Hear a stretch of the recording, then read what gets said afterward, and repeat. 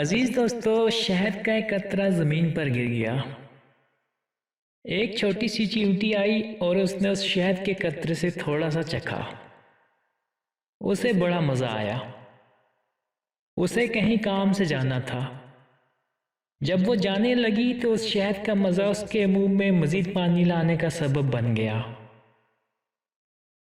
اس کی رال ٹپکنے لگی۔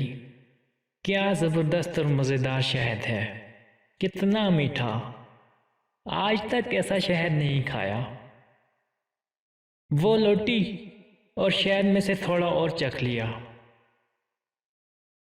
اب اس نے دوبارہ جانے کا عزم کیا، مگر اس نے محسوس کیا کہ یہ تھوڑا سا شہد کھانا کافی نہیں ہے، اسے اور کھانا چاہیے۔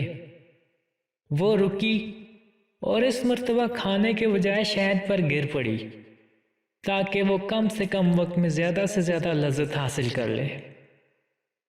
وہ چیونٹی شہد میں غوطہ زن ہو گئی اور لطف اندوز ہونے لگی، مگر افسوس کہ وہ شہد سے باہر نہ نکل سکی۔ شہد کی چکنائی کی وجہ سے اس کے پیر زمین سے چپک گئے تھے اور اس میں انہیں ہلانے کی طاقت نہ رہی۔ وہ شہد میں ہی پھنسی رہ گئی، یہاں تک کہ وہ اسی میں مر گئی۔ اس کی لذت اندوزی نے شہد کو ہی اس کی قبر میں تبدیل کر دیا۔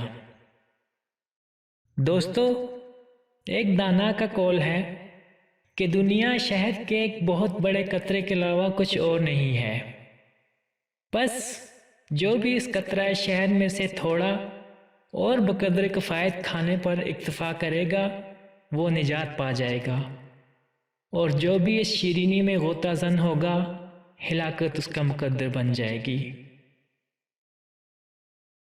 اللہ تعالیٰ سے دعا ہے کہ وہ ہمیں اس دنیا اور اس دنیا کی حقیقت کو سمجھنے کی توفیق عطا فرمائے، آمین۔ ویڈیو پسند آنے پر لائک اور شیئر ضرور کیجیے گا۔ مزید اچھی ویڈیوز دیکھنے کے لیے ہمارے چینل کو سبسکرائب کریں۔ شکریہ۔